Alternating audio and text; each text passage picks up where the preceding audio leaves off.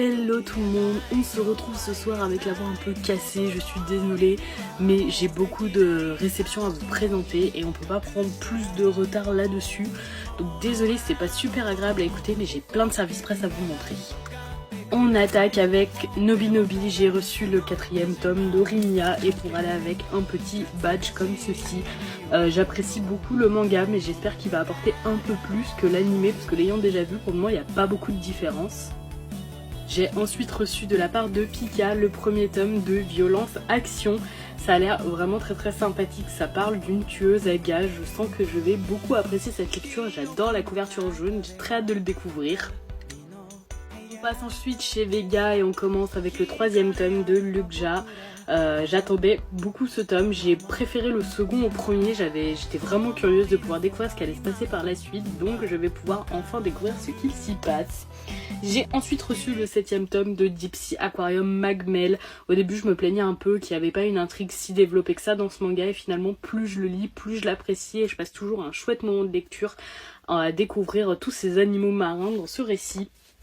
Ensuite reçu le 7e tome de Deep Sea Aquarium Magmel. Au début je me plaignais un peu qu'il n'y avait pas une intrigue si développée que ça dans ce manga et finalement plus je le lis, plus je l'apprécie et je passe toujours un chouette moment de lecture à découvrir tous ces animaux marins dans ce récit. J'ai ensuite reçu le 3e tome de Secret of Magical Stone. L'héroïne m'agace toujours autant, mais j'aime beaucoup l'univers et j'ai vraiment envie de connaître la finalité de l'histoire. Donc je continue à le lire en espérant en découvrir un peu plus dans ce tome. J'ai également reçu le 11e tome de Peleliu. Tous les tomes 5 à 11 m'attendent actuellement dans ma pile à lire parce qu'il me manque le 4 pour avancer. Faut vraiment que je l'achète, mais à chaque fois que je vais en librairie, je ne le trouve pas. Donc pas sûr. On passe ensuite à une nouveauté, il s'agit de Primal Gods in Ancient Time, j'espère que je l'ai dit comme il faut. Une petite nouveauté de chez Vega qui a l'air très sympathique. Le tome est assez fin mais j'aime beaucoup les dessins, je pense que normalement ça devrait me plaire. Et on finit chez Vega avec les 3 tomes de Heidi Invaded que j'avais beaucoup envie de découvrir. Donc voilà, j'adore les couvertures simples et efficaces comme ça avec ce côté gris un peu métallique. Donc ça, on en reparle très bientôt en post. On passe ensuite chez Doki Doki, on attaque avec une nouveauté, c'est le Prince Alchimiste, encore un nouveau isekai pour cette maison d'édition qui fait surtout de ça. Je suis assez curieuse de découvrir le côté alchimie qui en général me plaît beaucoup plus que le isekai, donc voilà, curieuse de découvrir ce nouveau titre.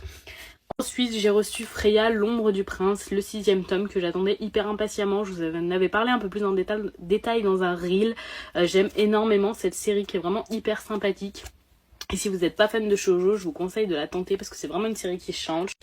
J'ai ensuite reçu le 7e et avant-dernier tome du Conte des Parias. La couverture est vraiment magnifique.